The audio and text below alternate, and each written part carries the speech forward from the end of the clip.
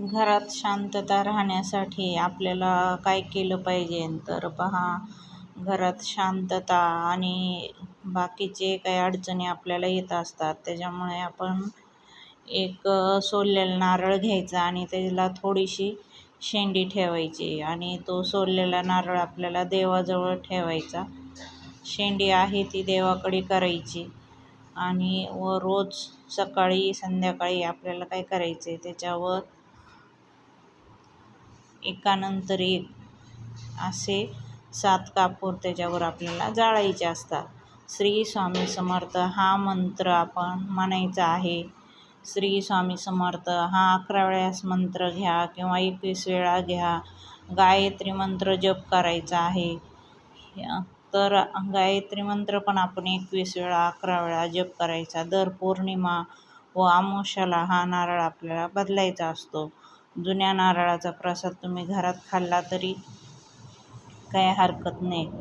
जर नारळ खराब निघाला तर तुम्ही तो विसर्जन करून द्या नदीमध्ये किंवा आपल्या जागेमध्ये, कुठं पटांगण असेल काही असेल तर तिथं जरी एखादा खड्डा खणून तिथं हे केलं तरी पण पुरून टाकला तरी होऊन जाईल. नाहीतर तुम्ही नदीमध्ये पण विसर्जन करून शकतात. असं आपल्याला 15 दिवसांनी, महिन्याने, तुम्ही जर पौर्णिमेपासून चालू केलं तर मग पौर्णिमेलाच नारळ बदलून घ्या.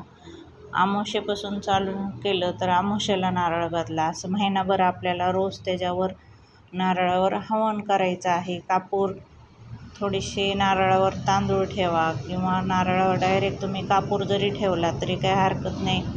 आपल्याला ही सेवा करायची आहे आणि ही सेवा केल्याने आपले जे पितृ आहेत ते तृप्त होत असतात. देवपूजा आपण केल्याच्यानंतर नित्यसेवा ग्रंथातील पितृसूक्ताचे हवन करायचे असते. पितृसूक्त पण फार खूप महत्त्वाचं आहे आणि पितरांचा आपल्याला आशीर्वाद मिळत असतो. सर्व ह्याच्यामध्ये आपल्याला यश मिळतं. त्याच्यामुळं आपल्याला हे पितृसूक्त वाचायचं आहे.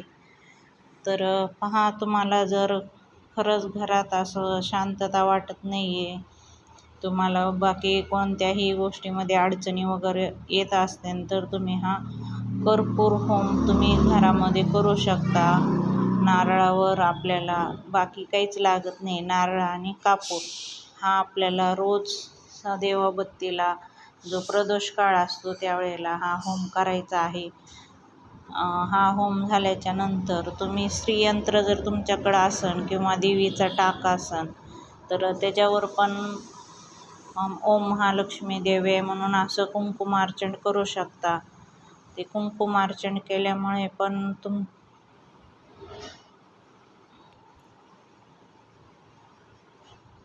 कुंकुमार्चन केल्यामुळे पण घरामध्ये आर्थिक परिस्थिती ही बदलत असते. आपल्यावर कर्ज वगैरे झालेलं आहे ते पण कमी होत असतं आणि आपला पैसा आपल्याला कळतच नाही कुठून येणार आहे, काय येणार आहे. तर ही सेवा केल्याने तुमच्याकडं कुठल्या मार्गाने तुमच्याकडं पैसा येत असतो. आपलं जे व्यवसाय आहे, आपण जे काम करत असतो, आपल्या कामाला जे फळ भेटत नाही ते हे सेवेने भेटत असतं. त्याच्यामुळे आपल्याला ही सेवा आवर्जून करायची आहे.